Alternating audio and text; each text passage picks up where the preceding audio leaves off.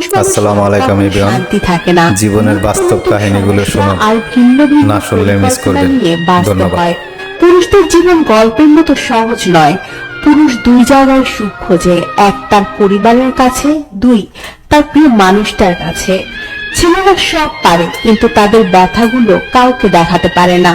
তাদের কষ্টগুলো কিছুটা দেওয়াল শুনে আর কিছুটা আয়না দেখে।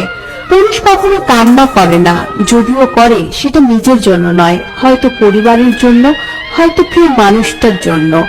পৃথিবীতে ছেলেরা হচ্ছে সবচেয়ে বড় অভিনেতা, কারণ তারা বুকের ভেতরে হাজারো লক্ষ কষ্ট পুঁতে রেখে মুখে হাসি নিয়ে চলে।